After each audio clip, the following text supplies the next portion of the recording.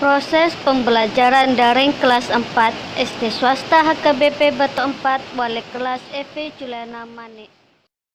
5, 4, 3, 2, 1, 0.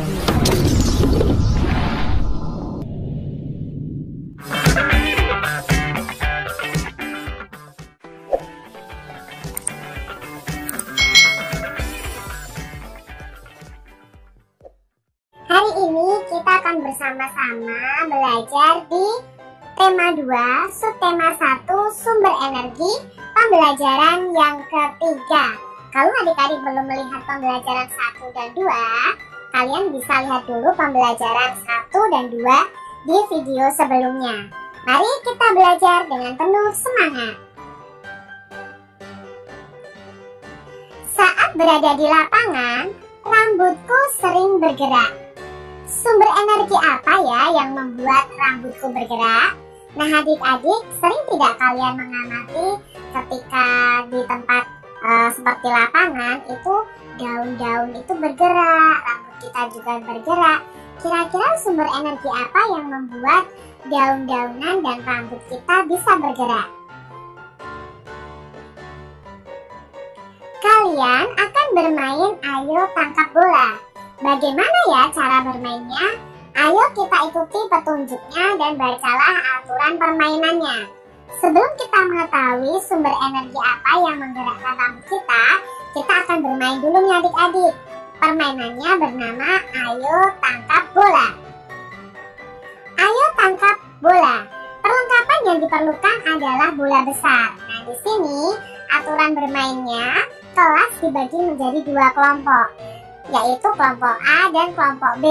Lalu setiap kelompok berbaris menghadap ke depan. Anggota kelompok A paling depan memegang bola. Begitu juga dengan kelompok B. Lalu masing-masing anggota kelompok harus memantulkan bola sambil berjalan ke arah target. Sampai di target, pemain mengelilingi target dan berbalik arah. Kemudian bola tersebut diberikan kepada anggota kedua dan pemain pertama yang tadi maju itu cepat berlari ke belakang barisan. Anggota kedua melakukan hal yang sama. Begitu seterusnya sampai semua anggota mendapat giliran. Barisan yang paling cepat menyelesaikan tugas adalah pemenangnya. Jadi ini adalah permainan ayo tangkap bola. Nah, dalam permainan tangkap bola ada gerakan juga melempar bola ke teman di giliran berikutnya. Nah, gerakan melempar bola sendiri dibagi menjadi 3, yaitu lemparan melambung, lalu lemparan mendatar, dan lemparan menyusur tanah. Untuk permainan ayo tangkap bola itu lebih kepada lemparan melambung. Nah, bagaimana sih gerakan lemparan melambung, lemparan mendatar, dan lemparan menyusur tanah? Ini adalah contoh gerakannya.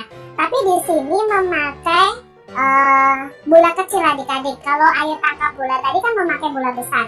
Nah ini adalah gerakan lemparan melambung, lemparan mendatar, dan lemparan menyusur tanah menggunakan bola kecil. Lemparan melambung otomatis melambung di atas adik-adik. Jadi ayunan tangan kita ke atas. Sedangkan lemparan mendatar itu sejajar dengan dada kita. Lemparan menyusur tanah itu bola disusurkan ke dalam tanah atau dilempar menyusur tanah. Ini adalah 3 lemparan yang kalian pelajari, yaitu lemparan melambung, mendatar, dan menyusur tanah. Sumber energi apakah yang membuat kincir angin bergerak? Nah di sini ada kincir angin nih adik-adik. Kalian tahu kan kincir angin? Nah kincir angin ini bergerak karena ada sumber energi. Lalu sumber energi apa yang bisa menggerakkan kincir angin? Yuk kita pelajari. Siti memiliki kincir yang terbuat dari kertas. Ia senang memainkannya. Kincirnya berputar jika tertiup angin. Siti belajar membuat kincir angin dari ayahnya. Menurut ayahnya, kincir angin yang sebenarnya bisa digunakan untuk menggerakkan alat penumbuk padi atau gandum. Selain itu juga bisa digunakan untuk menggerakkan alat untuk memompa air. Maukah kamu memiliki kincir seperti kepunyaan Siti? Nah, adik-adik, di sini kalian bisa membuat kincir angin buatan, dari kertas. Nah, ini adalah cara membuat kincir angin dari kertas. Alat dan bahan yang diperlukan adalah lidi atau sumpit kayu, gunting, lem, kertas berbentuk persegi, jarum atau pin atau paku payung. Nah, langkah-langkah pembuatannya: ambil kertas lalu ikuti instruksi pada gambar. Nah, adik-adik bisa membuat, nanti contohnya itu ada di channel YouTube ya. Jadi kalian cari di YouTube video tentang membuat kincir angin dari kertas. Setelah baling-baling kertas siap, tempelkan ke ujung sumpit menggunakan jarum, lalu pastikan baling-baling itu bisa berputar.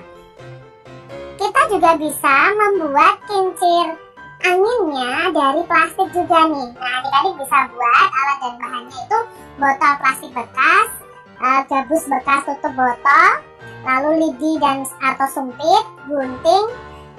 Ini diperlukan untuk membuat kincir angin dari plastik ya, dari botol plastik. Langkah-langkah pembuatannya sama. Gunting botol plastik menjadi 4 bentuk persegi untuk baling-baling. Buatlah 4 sayatan sepanjang baling-baling plastik. Atur agar jaraknya itu sama. Masukkan baling-baling ke dalam setiap sayatan tersebut. Pasang sumpit atau lidi di bagian tengah gabus. Nah, kincir angin siap digunakan. Tambahannya, potongan bagian dasar botol, buat 2 lubang di sisi kanan dan kiri badan botol. Lalu masukkan dan pasangkan baling-baling plastik ke dalamnya.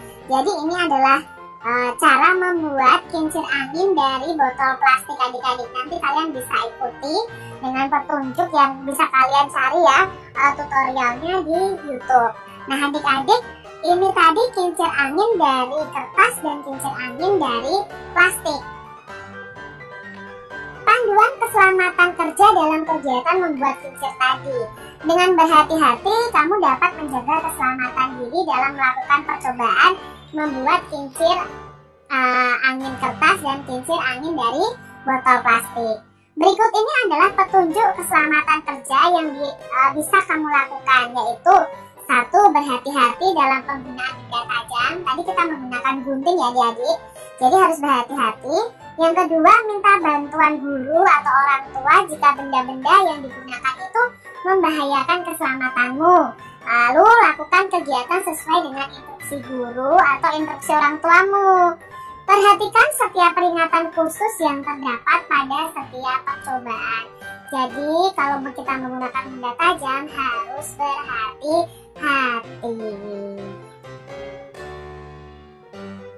Putaran kincir paling kencang adalah kincir yang dialiri air dari keran yang dibuka penuh. Nah, adik-adik nanti bisa praktekkan ketika kincir angin dari plastik itu sudah jadi, lalu kalian letakkan di bawah keran air, lalu keran airnya itu kalian buka penuh, itu kincirnya akan berputar adik-adik.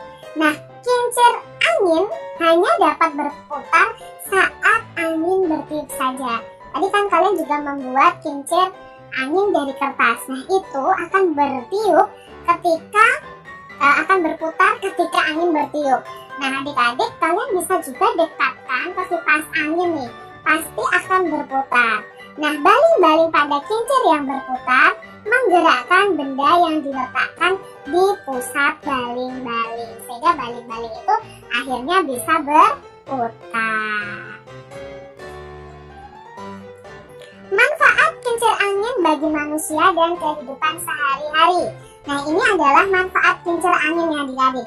Kincir angin ini dalam kehidupan sehari-hari itu sangat bermanfaat. Yang pertama adalah sebagai pembangkit listrik. Jadi ada pembangkit listrik tenaga angin adik-adik. Nah, lalu ada manfaat yaitu membantu penyaluran air dalam irigasi. Kegunaan kincir angin berikutnya adalah kincir angin ini akan menghasilkan energi yang ramah terhadap lingkungan. Nah, kincir angin ini juga termasuk dalam alternatif penggunaan bahan bakar fosil. Lalu, manfaat kincir angin berikutnya bisa membantu proses pemotongan kayu, membantu mengalihkan arah air sebagai pompa air dan penyalur air, dan membantu proses penggilingan padi. Jadi ini adalah manfaat kincir angin bagi manusia dan kehidupan kita sehari-hari. Sedangkan untuk kincir air nih, kincir air yang adik-adik ya. Nah, kincir air ini manfaatnya sebagai sumber energi bagi pembangkit listrik tenaga air. Yang kedua, digunakan untuk kepentingan irigasi atau pengairan. Yang ketiga, banyak juga digunakan sebagai alat penggiling hasil pertanian. Ternyata sistem kerjanya hampir sama, manfaatnya hampir sama dengan kincir angin. Digunakan juga sebagai alat pengering laut. Nah, ini termasuk dalam manfaat kincir air, yaitu sebagai objek wisata.